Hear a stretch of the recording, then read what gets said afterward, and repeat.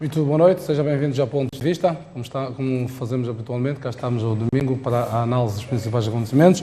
Uma semana então marcada pela eleição da nova liderança da chamada Junta Militar da RENAM e pela eleição dos novos membros do Conselho Constitucional. Dois dos assuntos então vão constituir matéria de debate aqui neste programa com os nossos comentadores. Hoje estamos com dois, o Dr. Simão e o António Bueno, não está cá o Eduardo Namoreto, por razões de ordem profissional. Muito bem, vamos aos assuntos da semana na ótica dos nossos comentadores. O Dr. Simão escolheu a campanha eleitoral que arranca já dentro dos próximos dias.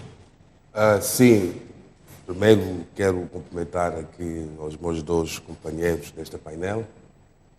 Sim, eu escolhi esse tema da semana, que é a campanha eleitoral que vai arrancar nos próximos dias. E é sabido que uma campanha eleitoral visa para que os concorrentes, os partidos políticos, apresentem as suas ideias na base do manifesto eleitoral ao povo, daquilo que poderão fazer para os próximos 5 anos. Por isso, esperamos que todos apresentam de uma forma livre, sem pressões, sem medo, e num ambiente totalmente democrático, os seus manifestos eleitorais, e que seja de fato uma campanha eleitoral que se discuta ideias e não pessoas. Uma campanha eleitoral que se apresente aquilo que nós queremos melhor para Moçambique e, em particular, para as futuras gerações. Para que isso possa acontecer num ambiente de paz, num ambiente democrático, num ambiente também de transparência total, é preciso que os elementos da Polícia da República de Moçambique atuem de uma forma imparcial, que atuem de uma forma sem olhar que estes pertencem a esta cor partidária ou outros pertencem àquela cor partidária. Por isso, o papel da Polícia da República de Moçambique será um papel muito decisivo para garantir que essa campanha eleitoral ocorra de uma forma mais democrática e livre. E, por último, também não podemos ignorar que os órgãos de comunicação social do Estado, portanto, estamos a falar da Rádio de Moçambique, da Televisão de Moçambique, que são órgãos de comunicação social público que sobrevivem e funcionam na base dos impostos dos moçambicanos, sendo de fato órgãos que possam nos transmitir de uma forma igual. Isto é, dar aos candidatos e aos concorrentes o mesmo tratamento sem nenhuma diferenciação. Fazendo isto, eu acredito que vamos ter uma campanha eleitoral, não só de festa, mas de discussão de ideias, para permitir, no fim do dia, em particular no dia 15 de outubro, que os moçambicanos possam eleger e votar não só no melhor programa, assim como no melhor candidato para as presidenciais da República de Moçambique. Muito bem, o António Bueno escolheu como assunto da semana o rescaldo da visita que o Presidente da República efetuou à Rússia esta semana. Bem, muito boa noite, caros espectadores, e boa noite também ao Simão, colega de painel, e também a Silang. Bom, eu escolhi este tema porque foi, de facto, a semana transata que terminou ontem, que o chefe de Estado teria efetuado uma visita à Federação Russa, e foi possível, nos termos desta visita, obter, por exemplo, alguns resultados que podem trazer algo de concreto para Moçambique. Designadamente, é que foi possível, nesta visita de Estado, estabelecerem-se diversos acordos, principalmente nas áreas de defesa e segurança, nas áreas de hidrocarbonetos e energia elétrica. E são áreas que eu entendo que são áreas primordiais que possam efetivamente garantir o desenvolvimento de Moçambique. Na área de defesa e segurança, sabendo que, principalmente na região de Cabo Delgado, a situação de instabilidade em que nos encontramos e enfrentamos na província de Cabo Delgado, podemos naturalmente caso se concretizem os termos do acordo assinado com a Federação Russa, podemos nos beneficiar da longa experiência e da capacidade que a Rússia tem ao lidar com este tipo de eventos e também reforçar, porque não esqueçamos também, a Rússia tem os seus investimentos em Moçambique, principalmente naquela região de Cabo Delgado, e vai tomar medidas, no sentido também de acautelar que os seus interesses sejam, de certa forma, também protegidos. Agora, na área de carbonetos, sabemos que a Rússia sempre teve interesses em Moçambique, mesmo logo após a independência, estamos recordados, quer naquela zona de Panda, onde hoje a Sasol está a explorar o gás, quer também na zona de Teto, onde hoje outras empresas estão a explorar o carvão. Na altura, a União Soviética esteve presente nesses empreendimentos e agora, numa situação de paz, certeza, o interesse é ainda maior. E não nos esqueçamos que o Governo também elegeu a energia elétrica como um dos pilares de desenvolvimento em Moçambique e eles estão grandemente apostados em investir nessa área de energia elétrica, é uma área em que aquilo também são os compromissos que o Governo assumiu, pretende garantir que haja energia para todo o povo moçambicano até o ano 2030. Então, eu acho que são áreas de investimento que vale a pena efetivamente abraçar com a Rússia. Sem nos esquecermos também o facto de termos perdoado quase 90% da dívida de Moçambique para com a Rússia, isso vai significar de facto um grande alívio ao nosso esforço ao pagamento da dívida externa, para além de também ter se manifestado disponível para financiar os 2 bilhões de dólares que a ANH precisa para poder entrar no projeto da LNG. Muito bem, vamos aos assuntos que elegemos. Podemos começar pela polémica que rodeou a eleição dos membros do Conselho Constitucional, com a RENAMO a apoiar o Dr. António Jorge Frangules e, portanto, a promover a candidatura, mais exatamente, de António Jorge Frangules e depois a não o apoiar em cima da hora em sede da comissão, da primeira comissão, que é a Comissão dos Assuntos, a Comissão da Legalidade e Assuntos Constitucionais, e depois a voltar, uma parte da RENAMO a votar nesse candidato, no caso 43 deputados da RENAMO, e a FRELIM a propor o Filimão Soares em cima da hora a retirá-lo. Que relação este processo, a vossa opinião, nos traz relativamente à escolha dos membros do Conselho Constitucional? Vou começar pelo Ndamboe. Bom, em primeiro lugar, queria manifestar a minha total solidariedade às duas personalidades, porque efetivamente são personalidades, se foram indicadas para poderem ocupar um cargo no Conselho Constitucional, é porque foram havidas como sendo personalidades, no mínimo pelos proponentes, os partidos proponentes. De facto, foi uma situação, em termos humanos, que terá criado muito embaraço nas duas pessoas, nas duas personalidades, principalmente pela expectativa quase que certa que queriam ocupar aquelas vagas no Conselho Constitucional, mas a última hora não foi possível. E não foi possível para cada um dos dois por motivos diferentes. Bom, relativamente ao antigo candidato, o proposto, Filimão Soares, é evidente que no âmbito de gestão de quadros do Partido FRELIM, naquele momento teria entendido que não era aquela posição mais certa para eventualmente aquele quadro e decidiu naturalmente retirar a sua candidatura e submeter uma outra, provavelmente que oferecesse mais garantias para aquilo que eram os objetivos que o próprio proponente pretendia que fossem alcançados no nível do Conselho Constitucional. Mas a forma como esse processo foi conduzido, já sabia há muito tempo que o mandato deste Conselho Constitucional estava a terminar e, portanto, não foi ali, naquele mesmo dia em que se ia eleger os membros, que se soube que ele não tinha o perfil. Exato, eu acho que não se trata de perfil, eu acho que trata-se de opções, das opções que eventualmente estavam à mesa.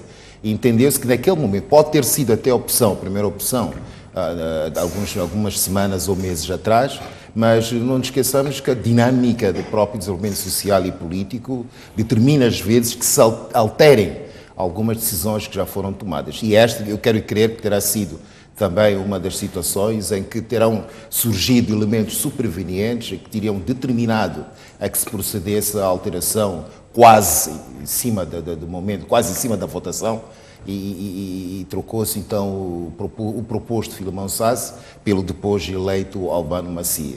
E eu acho que isto é um processo, pronto, criou naturalmente algum murmúrio, algum ruído e algum naturalmente algum embaraço ao próprio, desconforto, exato, e muito embaraço a ele mesmo. Porque... Quando se sabe se é proposto para o Conselho Constitucional, acho que tudo muda na nossa vida, certamente. Exato, não era só para coisa que eu sei, alguns cargos para os quais, quando a pessoa é proposto, naturalmente já começa a criar um certo clima quase que a assumir essa função.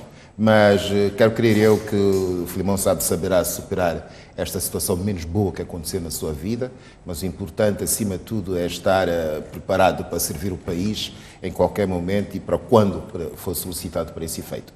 Agora, relativamente ao proposto pela bancada parlamentar da RENAM, António Jorge Frangoullis, é que a situação foi diferente, porque ele foi até a votação. E chegado à votação, naturalmente, por o facto de não ter conseguido obter a maioria de votos necessários para poder ser eleito, acabou a sua candidatura a ser chumbada. E é que é um caso estranho, quer dizer, apesar da RENAM ter proposto o nome dele, me parece não ter havido qualquer contacto, jogo de bastidores ou alguma forma de conseguir obter alguns consensos a nível das bancadas parlamentares, porque para situações dessas eu quero crer que não se deve avançar com nomes sem se ter pelo menos algum conforto que este nome poderá passar. Exatamente para não sujeitar quer o proposto, quer o próprio partido a este incómodo, quer dizer, a esta situação em que vê-se na contingência de o seu proposto ter sido liminarmente chumbado e ficarem naturalmente desprovidos de alguém que, do ponto de vista desta bancada parlamentar, poderia defender os seus interesses condignamente a nível do Conselho Constitucional. E aqui, naturalmente, terá sido, eu acho, um grande erro da parte da RENAM pelo facto de não ter feito antecipadamente os contactos necessários, como se diz, os lobbies necessários entre as três bancadas, com as outras duas bancadas, de modo a ter algumas garantias de que, efetivamente, este não poderia, com alguma facilidade ou dificuldade, passar, e em função disso poderia definir a tal como é que seja, opção B, porque ainda teria a possibilidade de indicar uma outra pessoa que pudesse eventualmente ocupar este cargo. Deu para perceber, não deu nem sequer consenso dentro da própria RENAM. Na votação final recebeu 43 votos, a RENAM tem 89 deputados na Assembleia da República. Exato. Então, gostava de saber o que é que os outros 46 deputados eventualmente teriam feito. E me parece que a maior parte deles estiveram ausentes no momento da votação. Isto já indicia claramente que as pessoas não quiseram se comprometer, já de uma coisa pelo menos estavam certas e seguras. Exceptuando aquelas pessoas por diversos motivos, ou profissionais, ou qualquer outros motivos objetivos, não puderam lá estar presentes, mas torna-se claro que a maior parte dos deputados da RENAM, porque não quiseram manifestar publicamente a sua tendência de voto, primaram pela ausência. E, naturalmente, privando pela ausência, o número de deputados terá ficado na sala, não foi suficiente para poder garantir, eventualmente, a eleição do António Frangoullis. Dr. Sumango, viveu em pessoa os acontecimentos. O que é que terá acontecido, efetivamente, ao longo deste processo? Primeiro, para o Filimão Soares ser retirado quase humilhantemente, como sucedeu, à porta... com toda a porta do processo, com toda a gestão de expectativas, e o caso do Dr. Frangoullis, então, seduzido e abandonado, dizia assim. Bem, de fato, eu penso que com aquilo que aconteceu na Assembleia da República remete-nos numa reflexão, né, em que nós temos que repensar seriamente qual é o modelo que devemos levar para a constituição do Conselho Constitucional. Se terá que ser por via de nomeações políticas, tanto pela confiança política, ou muito mais pela competência profissional e a capacidade técnica. Portanto, eu penso esta lição que fica para todos nós refletir. Agora, aqui também é preciso buscar alguns antecedentes para perceber de fato o que terá acontecido. É sabido, não sei se ainda muitos lembram-se, que no início da legislatura, desta legislatura que está a terminar, parlamentar, o Frangoullis tinha sido proposto pela bancada do MDM para ser membro do Conselho do Estado. E, na altura, todos nós estávamos convictos que ele ia passar, de acordo dos entendimentos que tinham sido alcançados ao nível da Assembleia da República. Mas, por última hora, o que aconteceu é que as duas bancadas maioritárias, a bancada da Frelimo e a da Renamo, foram buscar o conceito da proporcionalidade parlamentar. E assim o Frangulos ficou de fora. Então é preciso que isso seja registrado para poder depois perceber o que terá acontecido agora. E quando se iniciou este processo de renovar ou de construir o órgão constitucional, as duas bancadas que, pela lei, têm o direito de propor ou designar as propostas, e assim avançaram. E a Renamo, inicialmente, tinha avançado com a proposta de duas personalidades, tanto os doutores Albino Nhacaça e pela renovação do mandato do doutor Manuel Frank. No meio do percurso surge a substituição do Manuel Frank pelo doutor António Frangulos. E parece, não sei se é isto ou não, com a presença da candidatura do doutor António Frangulos, é provável que a Frelimo precisava de pôr alguém para calçar o António Frangulos. E na ótica desta estratégica, a única pessoa que podia fazer, talvez, não sei se é isso ou não, é na pessoa do Dr. Filemon Soares. E assim o processo foi correndo. E ao mesmo tempo também sentia-se de que não havia um consenso ao nível da bancada parlamentar da Renamo na figura do António Frangulos. E aqui devo dizer que eu não tenho autoridade para falar sobre isso, sobre a estratégia da Renamo, mas, pelo menos, havia esse sentimento geral nos corredores de que ele não reunia consenso naquela bancada. E isso pode revelar-se no primeiro parecer que a primeira comissão elaborou, em que, na conclusão final, as três bancadas acordaram ou concordaram de que o António Frangulos não reunia condições para ser candidato ao Conselho Constitucional. Se é certo, pelo historial, percebeu-se, o MDM claramente se posicionou contra o Nós posicionámos na primeira hora. Sim. Deu para perceber que, por causa, se calhar, deste histórico do Conselho de Estado, uma pequena vingançazinha ali de votar contra ele, ao mesmo tempo que se percebeu que a Frelimo também fez ali uma pequena vingançazinha contra o Frangulos, pela forma, eventualmente, como ele saiu da Frelimo. No caso da Renamo, tem 5 membros na primeira comissão: Ezequiel Gusso, Simon Mocoiano, Eduardo Namorete, Carlos Simba, Maria Angelina Enoque. Curiosamente, todos eles votaram a favor da sua exclusão. É isso mesmo. Mas eu devo salientar que, na parte do MDM, não acredito que terá sido pela vingança. Eu penso que a bancada do MDM, penso não, é mesmo, de que precisava de manter a sua coerência. Nós temos, dentro do nosso partido, a disciplina, a organização, portanto é preciso manter essa coerência de que há que respeitar as regras da organização. Portanto, eu penso que foi na base disso. Então, como eu dizia, depois de todos esses procedimentos, o parecer foi distribuído para os deputados. Depois da distribuição desse parecer, é que aparece uma certa contestação de alguns deputados pela bancada da Renamo, que achavam de que não devia ser assim, que o Dr. Frangulos devia, ou é o candidato preferido pela bancada da Renamo. E foi assim que foi essa votação. E na votação o Dr. Frangulos perdeu.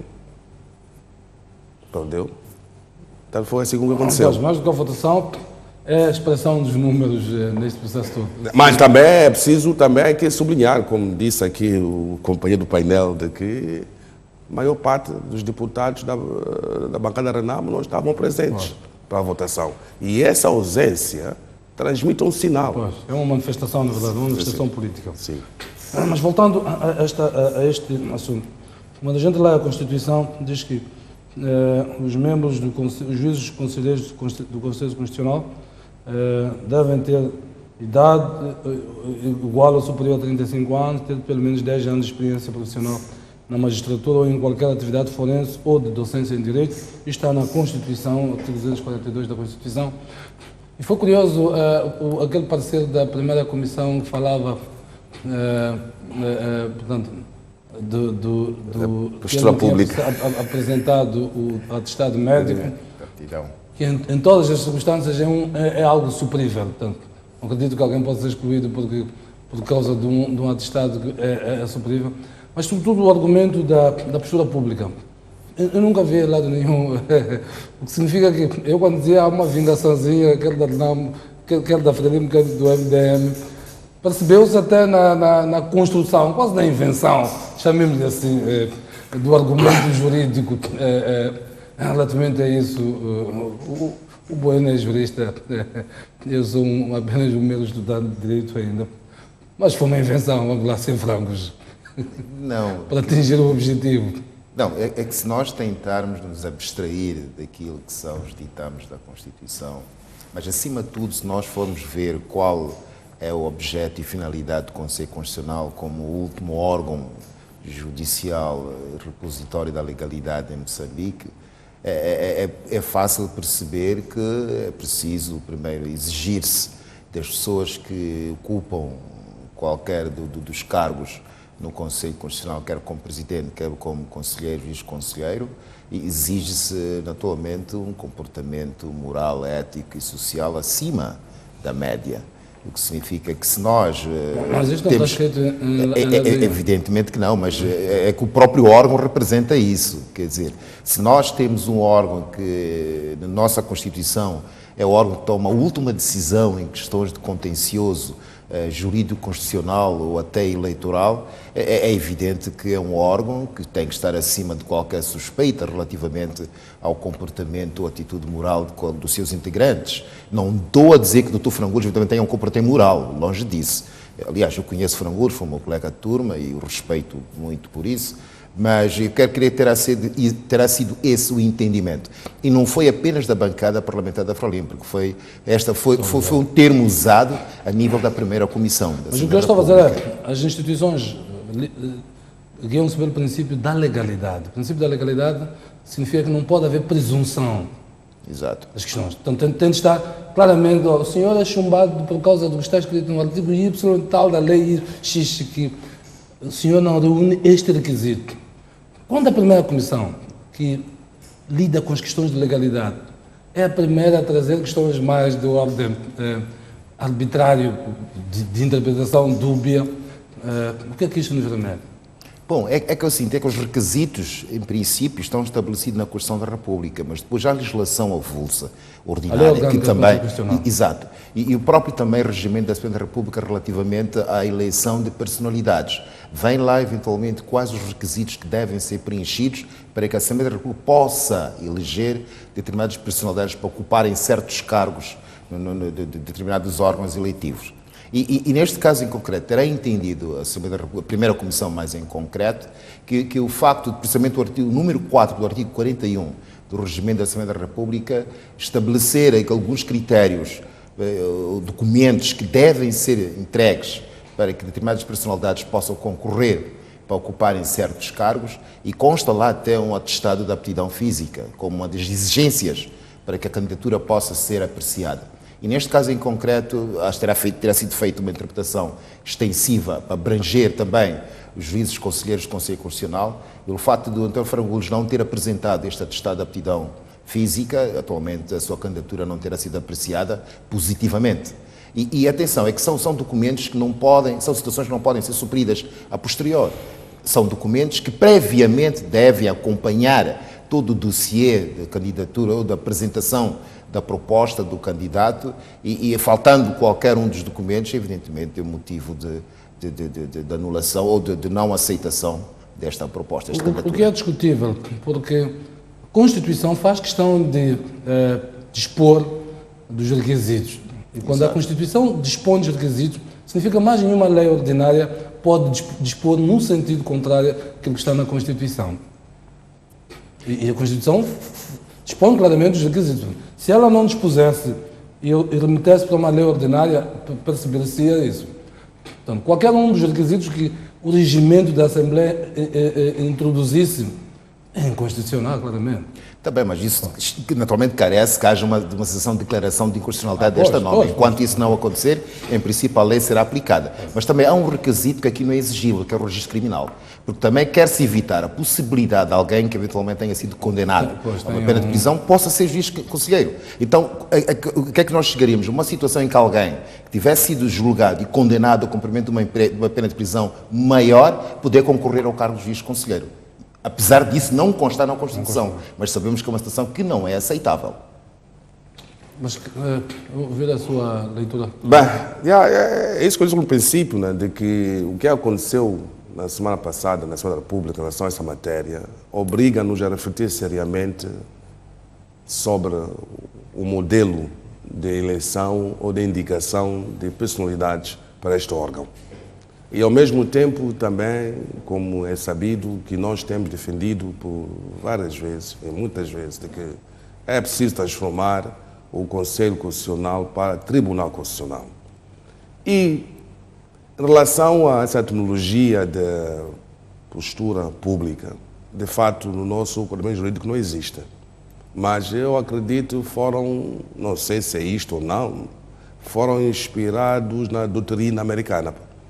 Os americanos são muito cautelosos e muito cumpridores nesse capítulo da postura pública. É só ver o caso do Bill Clinton, que aconteceu na altura.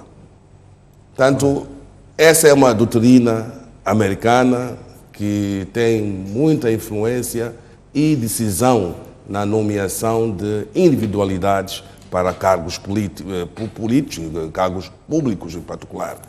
Mas, no nosso caso, isso não existe. Agora, se existe, é porque também não podemos ignorar que hoje vivemos numa era de direito comparado. E muitas vezes nós temos agido na base do direito comparado. Todavia, eu concordo e devo dizer que é chegado o momento de que a gente reflita com muita seriedade sobre que modelo de governação que nós precisamos, o modelo da Constituição, e que as coisas também têm que ser bem claras na Constituição. Se a Constituição não é clara, cria estas todas as ambiguidades. Mas, contudo, devo salientar e dizer que este caso que aconteceu na Assembleia da República é um caso que aconteceu porque a própria Renamo estava desencontrada nessa matéria. Se a Renamo tivesse sido unida, eu acredito que esse caso não teria acontecido.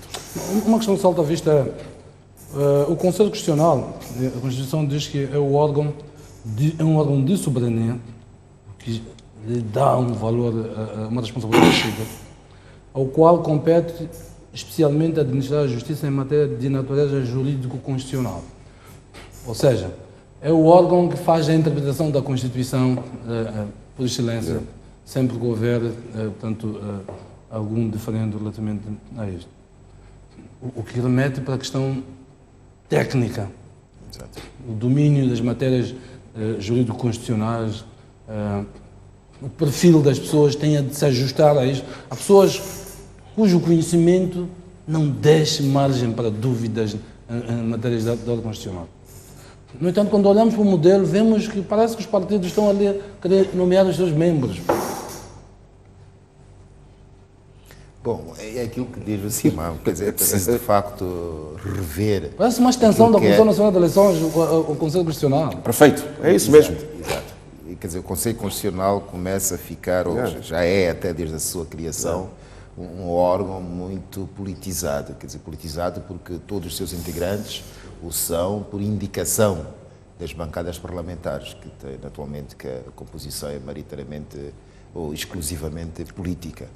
Agora, nós temos que passar, de facto, para outro estágio e temos que tentar saber, perceber aquilo que é a composição do Conselho Constitucional nas suas diversas metamorfoses e fases também de evolução daquilo que é política em Moçambique. E eu acho que temos que, num breve trecho, avançarmos para a fase em que vamos transformar o atual Conselho Constitucional em Tribunal Constitucional e o processo também de indicação dos seus membros não seja por um critério fundamentalmente político, que seja, quer dizer, a componente meritocracia e principalmente a componente técnica, especialização na área do direito constitucional, seja de facto um fator determinante para a seleção das pessoas que possam integrar o Conselho Constitucional. A mim até mesmo repugnava, eventualmente, que fosse apenas, exclusivamente, os juízes ou cultores de direito com larga experiência para poderem, naturalmente, fazer parte do Conselho Constitucional. E que sejam pessoas com reconhecido mérito na sociedade relativamente ao exercício de atividades nessa área, neste setor do direito constitucional e que efetivamente não sobrem dúvidas algumas sobre a competência profissional dos mesmos e que, independentemente da filiação partidária de qualquer um deles, mas pelo menos há garantias, pode haver garantias que efetivamente quando estiverem a interpretar qualquer preceito ou tiverem que tomar qualquer decisão, o será estritamente com base na Constituição e na sua consciência.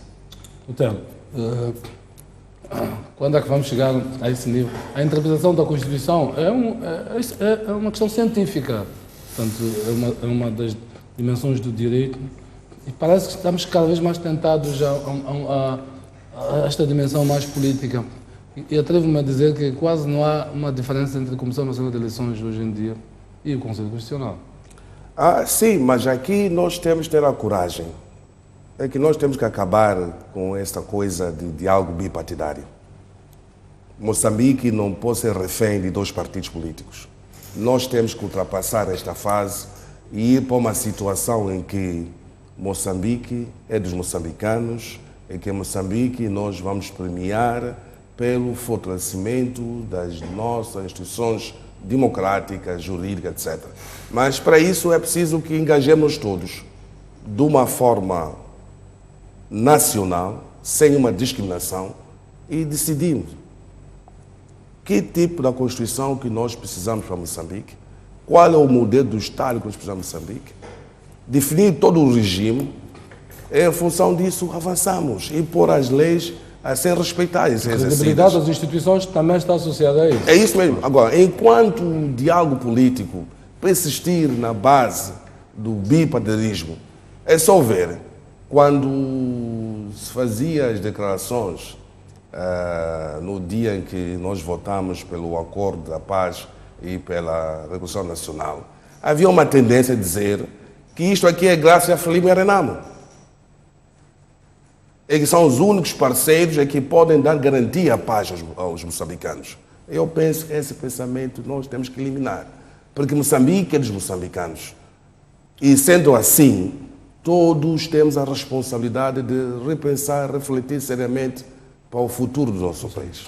Não, mas há um aspecto também eu acho que é importante. Porventura, ao pensar, o dia em que se começar a pensar sobre a necessidade de alterar o atual cenário, a composição e a natureza do Conselho Constitucional, e eu acho que é um aspecto muito importante que se deve introduzir, que é o facto de juízes, conselheiros deverem ser inamovíveis.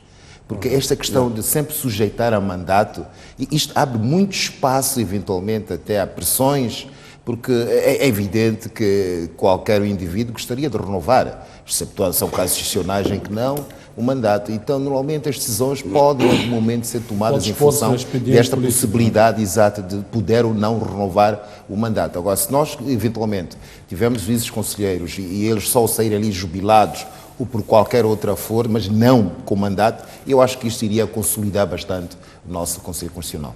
Este é um desafio para a fortificação das nossas instituições. Um país só de facto se desenvolve quando tem instituições fortes. É isso mesmo. E isto é um enorme desafio, de facto. Vamos avançar para o segundo tema. Esta semana, o atual presidente do Presidente do Conselho de Administração do Instituto Nacional de Estatística renunciou ao seu mandato, aparentemente na sequência então do diferendo, portanto, o caso tem a ver com os números do licenciamento, do licenciamento do censo populacional e do licenciamento eleitoral. Vou começar pelo Lutero agora. Queria ouvir a sua opinião relativamente a este caso do Rosário Fernandes. Em primeiro lugar, para dizer que eu tenho imensas dificuldades de fazer uma avaliação da pessoa do Rosário Fernandes por uma razão muito simples. Ele foi meu administrador na altura em que eu estava a tempo inteiro na empresa de Cimentos de Moçambique. Cruzávamos os corredores e muitas vezes recebia algumas instruções em como aumentar a produtividade na empresa onde eu, além de ser técnico, também é gestor de produção. Portanto, dizer que Rosário Fernandes é uma pessoa com caráter próprio, é uma pessoa muito disciplinada, é uma pessoa com características próprias e se ele tomou esta atitude, acredito, fez-o com a própria consciência no lugar e me dizem de que essa reação dele deve ter sido em resposta do discurso do chefe do Estado que terá feito ao quanto da inauguração do novo edifício do Ministério das Finanças. E algumas pessoas também questionaram porque que ele não estava presente, etc. Mas, por aquilo que eu li na entrevista do jornal Savana da última sexta-feira, ele terá dito que não terá recebido o convite para estar presente naquele ato da inauguração das novas instalações do Ministério das Finanças.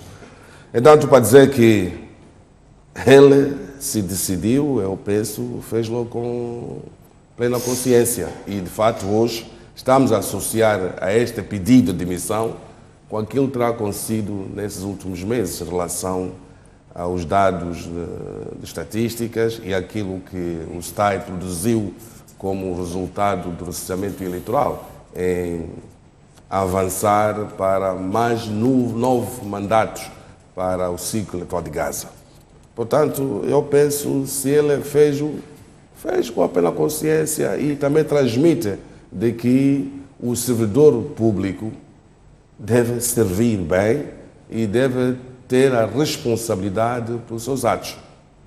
Tanto não concordando, óbvio, tem que colocar à disposição o seu lugar. Portanto, eu penso que ele deixa-nos várias lições e temos que aprender e procurar aprofundar mais o que de fato terá acontecido.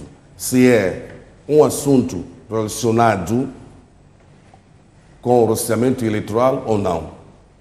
Até agora não está bem claro se é de fato relacionado com o recenseamento eleitoral. Se é relacionado, então eu penso que ele o fez com responsabilidade e com tranquilidade.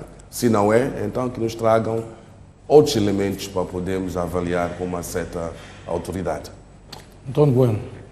Bom, do mesmo modo que o Simango diz que trabalhou com o Rosário Fernandes, eu também tive a oportunidade de trabalhar com ele.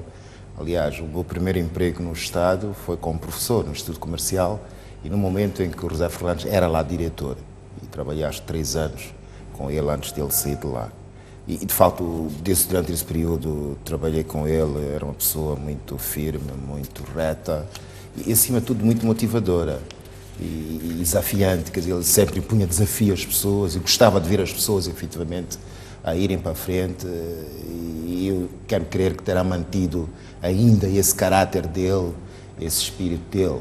Agora, relativamente ao pedido, o facto de ele ter posto à disposição o seu cargo de presidente do INE e também da entrevista que ele deu ao Savana, ele disse que tinha aceito, primeiro foi relutante em aceitar o cargo de presidente do INE, mas aceitou, naturalmente, com a condição de apenas lá ficar 2 anos, que depois iria sair. E já está no 3º ano, entende? Ele terá chegado o momento certo para sair, porque era suposto apenas ficar 2 anos, já vai no 3º, ainda correu o risco de ficar muito mais tempo. Então, por isso mesmo, ele achou que devia cessar. a relação que tinha com o INE. Agora, as motivações, naturalmente, só ele é que as sabe, o que é que efetivamente só agora é que teria decidido em pôr termo a essa relação, mas esperamos, naturalmente, se for o caso dele, se não for questões de fórum eminentemente pessoal, naturalmente ele tem o direito de resguardar as motivações pelas quais o teriam levado a pôr o cargo à disposição, mas atualmente aqui um aspecto muito importante que é preciso ressalvar, quer dizer, uma situação em que alguém, eventualmente, por iniciativa própria, pôr o seu cargo à disposição, são momentos raros no nosso país, quer dizer, raros no nosso país. Não sentem que ele terá sido empurrado do cargo na sequência deste caso primeira forma como ele colocou os resultados, demarcando claramente a sua instituição daquilo que aconteceu em Gaza? Bom, não houve uma solidariedade, por exemplo, ao nível institucional. Ainda anteontem víamos a entrevista do Primeiro-Ministro, a dificuldade que ele teve de falar deste assunto. Não é por si só indiciadora do incômodo que isto está a criar dentro do governo? Bom, não sei se esta solidariedade... Ele esperava eventualmente receber algum apoio solidário por parte do governo, mas também não nos esqueçamos que também a outra instituição também é do governo, quer dizer, o governo não poderia, em princípio, tomar partido de qualquer uma das instituições, deveria tentar, eventualmente, até recolher mais dados para depois se posicionar relativamente a isso e também é preciso, outro lado, saber respeitar aquilo que é a independência técnica, científica das instituições e neste caso não seria diferente. Agora, tudo leva a crer que efetivamente terá havido algo que terá ido contra os seus princípios, aquilo que ele acredita, e ao invés, naturalmente, de ceder a algo que deveria fazer, ele preferiu, naturalmente, pôr o cargo à disposição. Quando eu falava da solidariedade, é que o Primeiro-Ministro é estatutariamente o presidente daquilo que chama Sistema Nacional Estatístico do país. Portanto, politicamente, o responsável máximo do Sistema Estatístico Nacional. Portanto, isto é o que consta estatutariamente.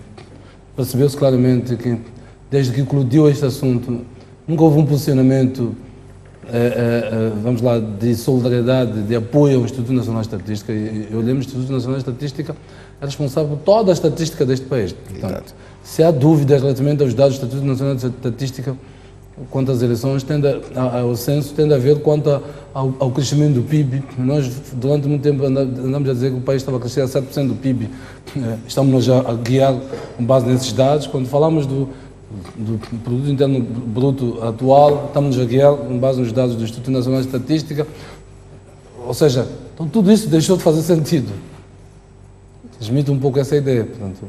Não, provavelmente ele possa ter sentido, supostamente, esta falta de solidariedade por parte do governo e eu entender que não está a receber por parte do governo o devido apoio às medidas tomadas pelo INE e ele sendo atualmente o responsável do INE, entendeu que não recebendo esse apoio do governo, então já não se justificava a sua permanência naquele cargo, porque ele, em princípio, pode ter entendido, ainda estamos no campo das suposições, pode ter entendido que terá perdido, eventualmente, confiança do governo e não há nada mais lhe restava, atualmente, senão pôr o cargo à disposição. Mas também aqui também tem que ficar bem claro, eu não acredito que o governo iria manifestar solidariedade com ele, tomando em conta que também o governo é ator do processo, pertence a um partido que está a governar, portanto, de nenhuma forma poderiam manifestar uma solidariedade com ele para dizer que ele tem muita razão, que de fato os novos mandatos são ilegais, isso não ia acontecer. Portanto, o silêncio do governo justifica-se nesse sentido. Vamos avançar para o último tema que escolhemos.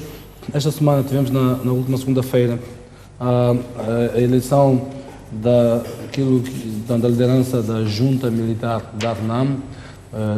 O general Mariano Nhongo auto-intitula-se então doravante como o novo presidente da ARNAM e manifestou inclusivamente o desejo de concorrer às eleições de 15 de outubro próprio e pedia então que fossem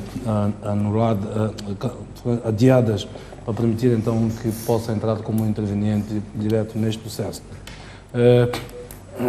Começo pelo António Bueno, desta vez. O que é que representa esta junta militar? Que tipo de relevância política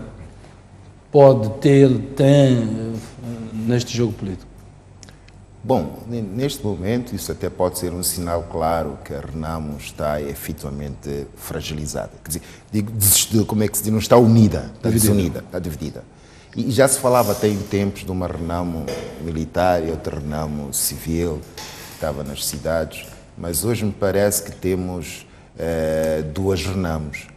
Apesar da divisão entre civil e militar manter-se, todavia a ala militar terá se dividido também, bem como também a ala civil terá se dividido. E me parece também que o senhor Nhongo, Mariano Nhongo, quer dizer, apesar de ter sido eleito presidente da Renamo pela autotitulada Junta Militar da Renamo, quer dizer, ele apenas está ali para dar a cara. Pelo tudo Acha que indica. há um movimento forte atrás dele? Exato. Há pessoas por detrás dele que vão forçando e vão até ajudando a alimentar o seu ego, porque é sempre bom ser tratado como presidente. Quem seriam essas pessoas? Diga? Quem seriam? Não, as pessoas que, em princípio, neste processo, depois da tomada, da ascensão do Ossuf Momad, sentiram que, diferentemente do período em que o falecido Dhlakama era presidente da Renamo, tinham muito ascendente, tinham alguma influência dentro do partido Renamo. Neste momento a influência deixou de existir, já não tem muito campo de manobra naquilo que eram as grandes decisões da Renamo e até influenciar algumas decisões a nível da presidência da Renamo. Neste momento as pessoas foram postas de lado e ser posto de lado num momento destes, principalmente até algumas delas nem sequer poderão concorrer como candidatos a deputados à Assembleia da República, isto naturalmente cria algum descontentamento e perder influência. Poucas pessoas que eventualmente estão habituadas a viver num círculo de influências, o momento em que são retiradas desse ciclo, naturalmente sentem-se em algum momento desprotegidas e tentam arranjar uma forma de ainda se agarrarem ao poder. E eu acho que escolheram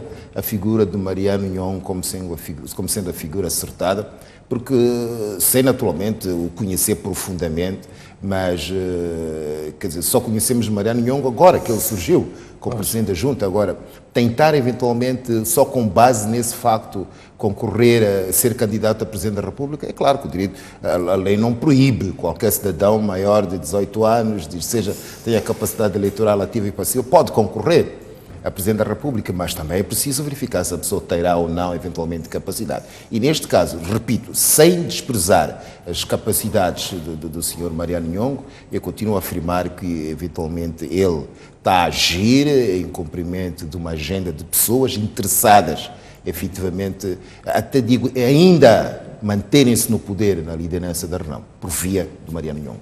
Então, Simão, o que é que lhe parece esta junta militar da Renamo? É para levar a sério? Implicações pode trazer para o processo de paz? Bem, como tínhamos falado há dias, as semanas anteriores, que é preciso esperar as duas datas, 17 de agosto e 21 de agosto. Em relação ao 17 de agosto, está totalmente bem claro de que a junta militar é um assunto para levar a sério, não é para ignorar. E com a existência da junta militar, já com esse novo figurino, com esse novo corpo, com um presidente interino, que diz também que é o presidente da Renamo, dando indicações de que a Renamo tem dois presidentes, um presidente eleito pelo Congresso, de acordo com seus estatutos, e outro presidente eleito pela ala militar. Então, Tanto aqui vai ver, de fato, a disputa do espaço. É saber se é o espaço político ou o espaço militar. Mas eu prefiro falar muito mais a disputa no espaço militar. E isso vai ter as suas implicações. A primeira implicação que vai ter é para a própria implementação do Acordo da Paz e Reconciliação Nacional. já há uma data que foi ultrapassada, portanto... 21 de agosto. 21 de agosto. Sim, sim. Entanto, aqui... Significa que a implementação do acordo já está atrasada. Isso vai ter suas implicações. Agora, saber isso como que vai funcionar. E aqui eu quero exortar o governo, sabendo que o acordo da paz e revolução nacional já é uma lei que foi aprovada pela Assembleia da República, portanto, é da responsabilidade do Estado garantir que esta lei seja posta em prática. Por isso, o governo, como executor, tem que criar um mecanismo, um meio de falar com a junta militar, para garantir que esse acordo seja posto em prática. E a segunda implicação que vai ter, eu agora quero avançar muito mais para o futuro, porque não podemos ignorar que essa junta militar não tem apoio interno na RENAMO. Há algumas flanges políticas que apoiam a junta militar. E essas flanges podem pertencer ao grupo que eu posso chamar, sem hesitar, o grupo liberal democrático, os mais recém-integrados Ao partido da nação. RENAMO, entanto, que tem os seus sonhos, que tem as suas ambições políticas de cobrar ou de estar à frente da liderança da RENAMO. E esse grupo, se não ter êxitos do apoio que vai dando à junta militar, é provável que no ano 2024 possamos assistir ou testemunhar o surgimento do novo partido, com outra agenda. E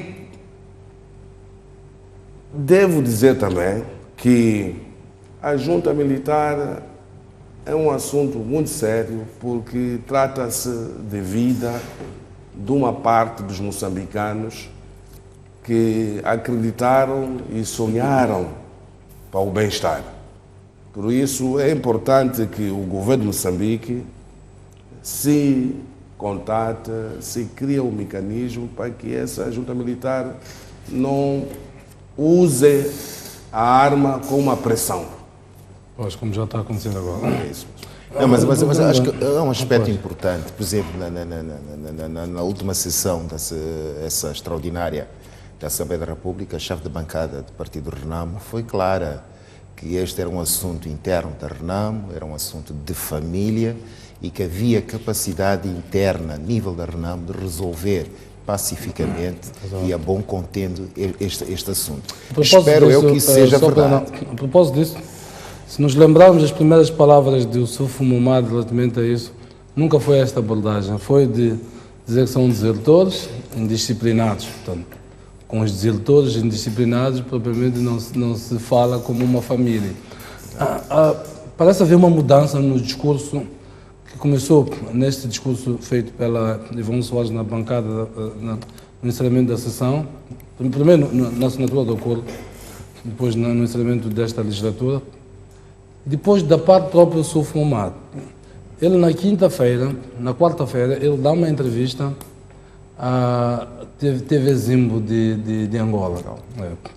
Ele dá uma entrevista e o discurso dele foi exatamente na linha do que a Ivone Soares disse. Já não se referiu a eles como desertores disciplinados, disse tal e qual a Ivone Soares, isto é um assunto de família, são membros da RENAMO, estão desavindos, eles vão poder se entender, tudo isso, porque numa família há desentendimento e tudo isso. O que é que isto indicia? Bom, é que a continuidade do próprio Yusuf Momad como presidente da RENAMO depende grandemente do modo como este problema com a junta militar, auto-intitulada junta militar, vai terminar. Porque não se põe em causa a legitimidade do Yusuf Momad na liderança da RENAMO. Pelo contrário, quer dizer, ele foi, de acordo com os estatutos da RENAMO, legitimamente eleito em Congresso e ninguém pode pôr em causa o fato de ter sido escolhido pela maioria dos membros delegados da RENAMO nesse evento. Mas agora, é questão da autoridade. Quer dizer, a autoridade aqui começa a ser posta em causa. E depois, a autoridade e aquilo que a RENAMO tem nos habituado, regra geral, esta autoridade é imposta com violência, algumas parte das vezes. Tratando-se de movimentos de guerrilha, tem um comando militar hierarquizado. e eventualmente qualquer pessoa que pense diferente de mim é um obstáculo a afastar e eliminar. Então, pode levar a uma situação em que comece a chegar a uma situação de extremar posições, em que ao invés de privilegiar-se o diálogo e chegar-se a um consenso em que se encontrem soluções que sejam benéficas para todas as partes, pode-se preferir escolher ir por esta via que é da violência para impor naturalmente a sua liderança e a autoridade, dependendo de um e do outro caso.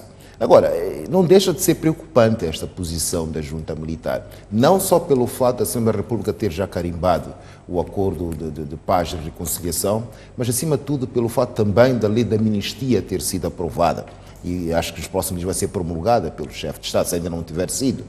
Então, significa que, em princípio, nenhum cidadão, exceptuando aqueles que estejam em cumprimento nas Forças de Defesa e Segurança, estão autorizados a fazer portar uma arma de fogo, exceptuando aqueles que têm licença para esse efeito.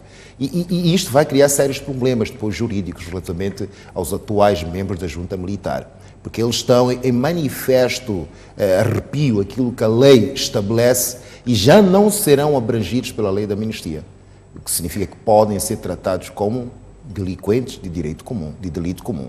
E isto pode criar outro tipo de problemas, porque agora já não se trata, pode até eles considerar o Estado que não se trata de um problema político, trata-se apenas de um problema mero e simplesmente criminal. Este assunto deve ser tratado pelo Estado ou pela RENAM, na sua opinião? Eu acho que em primeira instância deve ser tratado pela RENAM, porque naturalmente desentendimentos internos e esses entendimentos devem ser resolvidos pela própria RENAM. Mas agora também é preciso o Governo estar muito atento a esta situação, não permitir que a situação possa resvalar para uma situação descontrolável e que depois possa ter consequências muito graves para o próprio país. Então o Governo não pode eventualmente sacudir as mãos e que nem Pilatos pensar que este assunto é exclusivo da RENAM, não é, porque pode pôr em causa a segurança do país.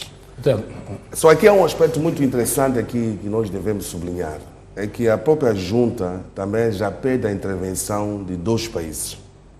Pede a intervenção de Portugal e Ruanda. Exato. Em relação a Ruanda, não sei os porquês, até achei muito estranho, pode haver razões para isso, mas o apoio ao Portugal e Ruanda e também pede o envolvimento da Cruz Vermelha Internacional.